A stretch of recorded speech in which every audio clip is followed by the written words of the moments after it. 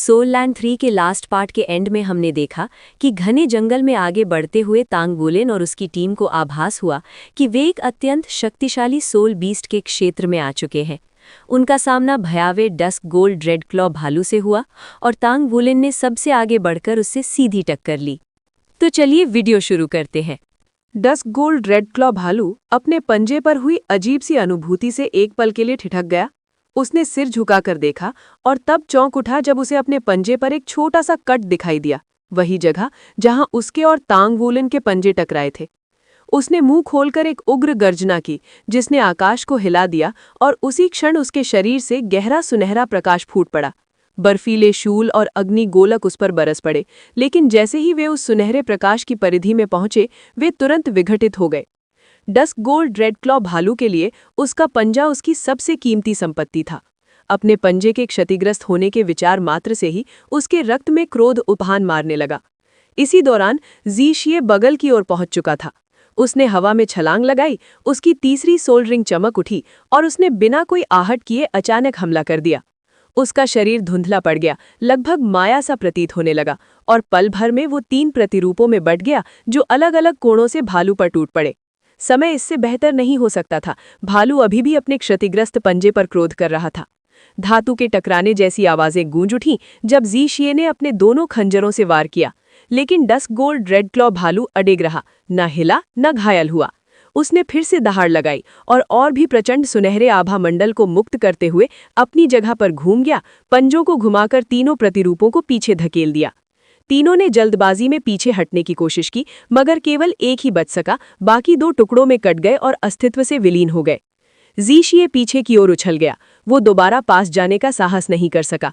ये बदमाश, इसकी रक्षा बहुत ज्यादा मजबूत है। उसी क्षण आकाश से 5 मीटर लंबा गहरे नीले रंग का बर्फीला भाला सीधे भालू के सिर पर आ गिरा। धमाका! बर्फीला भाला चकनाचूर हो गया। भालू ने पंजा उठाकर अपना सिर रगड़ा, स्पष्ट रूप से नाखुश। सू शियाओयान का चेहरा भय से पीला पड़ गया। उसकी दूसरी सोल स्किल आइस स्पीयर उसका सबसे शक्तिशाली हमला था। इस कौशल को पाने के लिए उसके भाई को अपनी तीसरी सोल रिंग तक हासिल करनी पड़ी थी और ये एकल लक्ष्य पर अत्यंत घातक मानी जाती थी। फिर भी डस्क गोल्ड रेड क्लॉ भालू ने इसे यूं ही झटक दिया। उसके शरीर की मजबूती की कल्पना मात्र से ही रोंगटे खड़े हो गए थे। मुझे थोड़ा समय दिलाओ, गुयू ने पुकारा। उसके दोनों हाथ उन्मत्त इशारों में घूमने लगे, तत्वों को अपनी ओर खींचने लगे और अप्रत्याशित रूप से उसकी तीनों सोल रिंग्स एक साथ चमक उठीं। उसकी पहली सोल स्किल थी एलिमेंटल टाइड, दूसरी एलिमेंटल कंट्रोल और उसकी 1000 वर्षीय तीसरी सोल स्किल का नाम था एलिमेंटल फ्यूजन। इंद्रधनुषी प्रकाश में नहाई वो किसी देवी सी प्रतीत हो रही थी। डस्क गोल्ड रेड क्लॉ भालू ने इसी क्षण कार्रवाई करने का निश्चय किया। ज़ीशिए या सू शियाओयान का पीछा करने के बजाय वो सीधे एक छोटे पहाड़ जैसी शक्ति के साथ तांग वुलेन पर टूट पड़ा। उसके हर पंजे अब 5 मीटर से भी लंबे तांग वुलेन के सिर की ओर लपके। उसके पंजों को काटने के लिए वो तांग वुलेन से घृणा करता था और बदला चाहता था। नीली रोशनी की एक चमक के साथ तांग वुलेन हवा में उछल गया। नीचे ब्लू सिल्वर इम्पेलिंग एरे सक्रिय हो गया। शूलों जैसे उगते घास के बावजूद भालू लड़खड़ाया, लेकिन फिर भी भागते हुए तांग वुलेन पर वार करने में सफल रहा। स्पष्ट था कि वो ब्लू सिल्वर घास की उच्च प्रतिवाक्ति विकिरण से प्रभावित नहीं हो रहा था। वास्तव में ब्लू सिल्वर घास उसके पैरों के तलवों तक को नहीं भेद पाई थी। तांग वुलेन ने ब्लू सिल्वर घास की एक और बेल पकड़ी, हवा में ही दिशा बदली और उसके दूसरे हमले से बच निकला। इस चुनौती को देखकर उसकी आंखों में चमक आ गई। भले ही ये एक और भी शक्तिशाली डस्क गोल्ड रेड क्लॉ भालू हो, आज वो इससे आमने सामने टकराना चाहता था। उसने घूमकर गुयू की ओर देखा। अगले ही क्षण उसके पैरों के नीचे बर्फ की एक चकती प्रकट हो गई। पैरों में जोर लगाते हुए उसने हवा में फिर से दिशा बदली, लेकिन दूरी बढ़ाने के बजाय वो सीधे उसी पर झपटा। डस्क गोल्ड रेड क्लॉ भालू भी आमने सामने की टक्कर के लिए तैयार था और सीधे उसकी ओर दौड़ा। इसी समय सुनहरी आभा में लिपटा एक सुनहरा शूल उसके पीछे प्रकट हुआ और उसकी पीठ पर जोर से आकर टकराया, जिससे वो हवा में उछला और क्षण भर के लिए स्तब्ध हो गया। भले ही इस हमले से उसे क्षति नहीं पहुंची, लेकिन यह ब्लू सिल्वर इम्पेलिंग एरे से अधिक शक्तिशाली था और इसने उसकी गति को तोड़ दिया। इसी क्षण तांग वुलेन झपटा और दोनों आकृतियां एक चमक में एक दूसरे से टकराईं।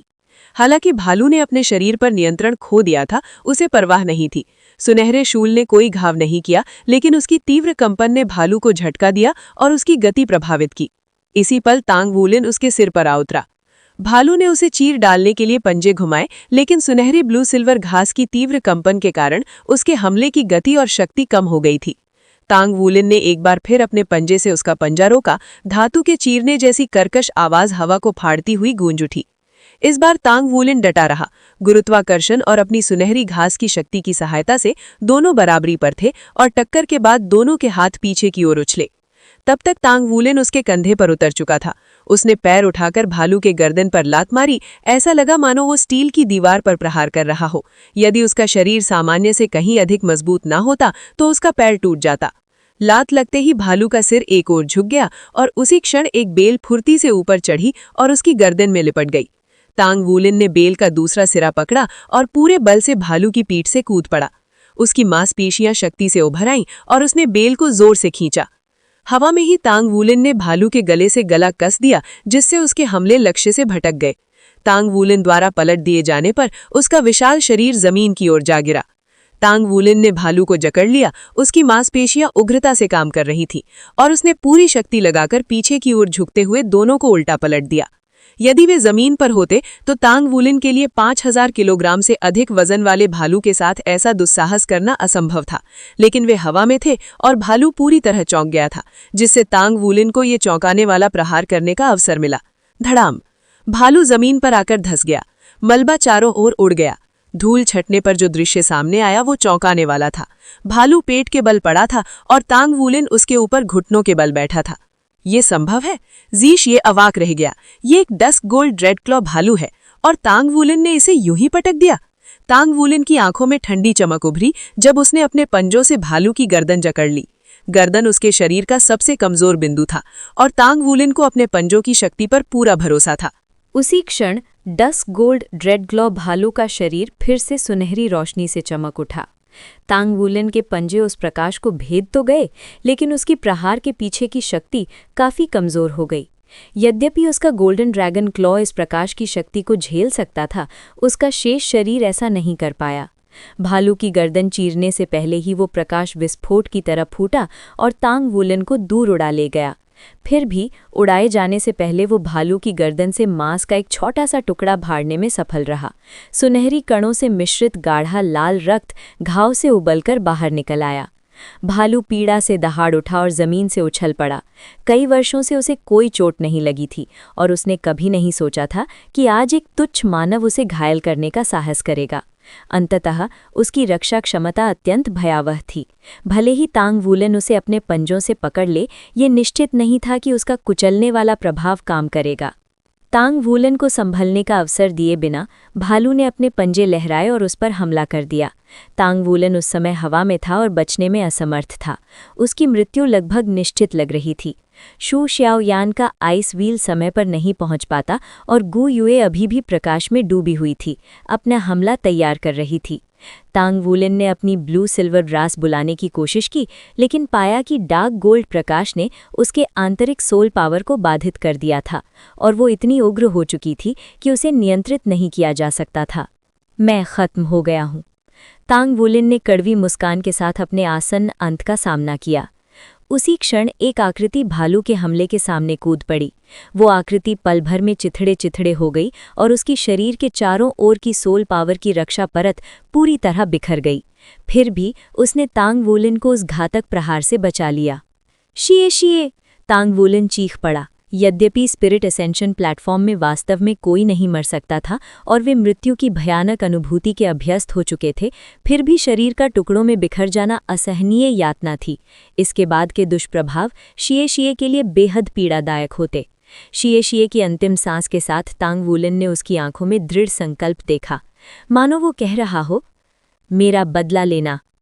तांग वुलिन ने मिस्टीरियस हेवन मेथड का उपयोग कर डस्क गोल्ड रेड क्लॉ भालू के प्रभाव से खुद को मुक्त किया और उसके पंजों के हमलों से लुढ़कते हुए बच निकला। उसकी आंखें लाल थीं और मन भावनात्मक पीड़ा से भरा था, फिर भी वो लगातार बचता रहा और एक के बाद एक ब्लू सिल्वर ग्रास की लताएं भालू की ओर भेजता रहा। शू श्याओयान कभी कभी तोपखाने की सहायता के रूप में भालू पर बर्स के भाले दागती रहीं और भू क्षेत्र का लाभ उठाते हुए तांग वुलिन बाल बाल भालू के हर हमले से बचता रहा। वुलिन! इस मधुर आवाज को सुनते ही तांग वुलिन की आंखें चमक उठीं। ब्लू सिल्वर इम्पेलिंग एरिप फिर से प्रकट हुआ, लेकिन इस बार उसका लक्ष्य डस्क गोल्ड रेडक्लॉ भालू नहीं बल्कि स्वयं तांग वुलन था। नुकीले शूलों ने उसे ऊपर की ओर उछाल दिया, जिससे वो भालू के हमले से साफ बच गया। उसी क्षण नीले, लाल, पीले और हरे रंग की 4 चमकदार किरणें भालू के चारों ओर प्रकट हुईं। वे घूमती हुई रहस्यमयी 4 रंगी जंजीरों में बदल गईं और उसे जकड़ लिया। भालू क्रोध में दहाड़ उठा। उसके शरीर से डार्क गोल्ड प्रकाश उमड़ा, लेकिन तात्विक जंजीरों ने उसे मार्ग से भटका दिया और उसे मुक्त होने से रोक लिया। ये तात्विक जंजीरें मुश्किल से 1 सेकंड तक भालू को रोक पाईं। गू युए के मुंह से रक्त बहने लगा, क्योंकि वो इसे बनाए रखने के लिए संघर्ष कर रही थी। तांग वुलिन सुनहरी धुंध की तरह सिर के बल आकाश से नीचे गिरा। उसके पंजे भालू के सिर को चीरने के लिए आगे बढ़े। डिंग! यद्यपि उसके पंजे फर को भेद गए, लेकिन भालू की अत्यंत कठोर खोपड़ी ने उसका हमला रोक दिया। तांग वुलिन स्तब्ध रह गया। क्या मेरी ड्रैगन क्लॉ भी इसे नहीं मार सकती? भालू ने गुर्राते हुए जंजीरों से खुद को मुक्त कर लिया। वे जंजीरें टूटकर हजारों बहुरंगी प्रकाश कणों में बिखर गई, जो तारों भरे आकाश की तरह चमक रहे थे। गू युए के मुंह से रक्त उगल पड़ा और वो शू शियाओयान की बाहों में गिर पड़ी। मर ही जा! तांग वुलिन रक्तवर्णी आंखें और गुर्राती आवाज के साथ अपनी सारी ताकत पंजों में झोंक दी। उसके पंजे कांप उठे। फिर तेज चटकने की आवाजें सुनाई दी। अगले ही क्षण डस्क गोल्ड रेडक्लॉ भालू के उठे हुए पंजे ढीले पड़ गए। तांग वुलिन ढहसा गया। उसके पंजे अब भालू की खोपड़ी से चिपके नहीं थे। सबसे निर्णायक क्षण में उसके पंजों का कुचलने वाला प्रभाव सक्रिय हो गया था। भालू की क्रूर आंखों से जीवन की चमक गायब हो गई और उसका विशाल शरीर धीरे धीरे गिर पड़ा। अजीब बात यह थी कि अन्य सोल बीस्ट्स की तरह उसका शरीर स्पिरिट एनर्जी में नहीं बदला, बल्कि डार्क गोल्ड प्रकाश में परिवर्तित हो गया, जो धीरे धीरे आकार लेने लगा। तांग वुलिन ने इस विचित्र घटना की परवाह नहीं की। भालू की गिरने से पहले वो उस पर से कूदकर गू युए और शू शियाओयान की ओर दौड़ पड़ा। गू युए, क्या तुम ठीक हो? उसकी आवाज चिंता से भरी थी। गू युए की आंखें कसकर बंद थीं और चेहरा पीला पड़ गया था, लेकिन उसके होठों पर हल्की सी मुस्कान थी। ये मुस्कान देखकर तांग वुलिन ने राहत की सांस ली। जब तक वो जीवित थी, सब ठीक था। चलो वापस चलते हैं, हमें शिए शिए को देखना होगा। शिए शिए का ख्याल आते ही उसका दिल बेचैन हो उठा। शिए शिए ने मेरे लिए खुद को समर्पित कर दिया। जैसे ही वो अपने हाथ की पुष्ट के बटन को दबाने ही वाला था, शू शियाओयान ने उसका हाथ पकड़ लिया। कैप्टन, वो क्या है? उसने डस्क गोल्ड रेडक्लॉ भालू की दिशा में इशारा किया। तांग वुलिन की दृष्टि उसकी उंगली का पीछा करती हुई उधर गई। भालू का शरीर वास्तव में डार्क गोल्ड प्रकाश कणों में बिखर गया था, लेकिन उसकी जगह एक चमकदार डार्क गोल्ड प्रकाश था। ये क्या है? वो खड़ा हुआ और तेजी से वहां पहुंचा। जमीन पर उसने जो देखा उसे देखकर वो हक्का बक्का रह गया। ये ऐसी वस्तु थी जिसे उसने पहले कभी नहीं देखा था। ये मानव हाथ की हड्डियों जैसी प्रतीत होती थी, लेकिन उस पर बने डार्क गोल्ड बादलों नुमा पैटर्न ये इंगित कर रहे थे कि ये किसी मिश्र धातु से ढाली गई हो। और भी अजीब ये था कि ये वस्तु स्पष्ट रूप से धातु नहीं थी और किसी जीवित वस्तु जैसी महसूस हो रही थी। तांग वुलिन झुका और उसे उठाया। वाह, ये हड्डी कितनी भारी है! वो उसे लेकर बाकी दोनों के पास लौट आया। ये क्या है, क्या तुम जानती हो? तांग वुलिन ने शू शियाओयान से पूछा। शू शियाओयान भी डार्क गोल्ड हड्डी को देखते हुए असमंजस में थी।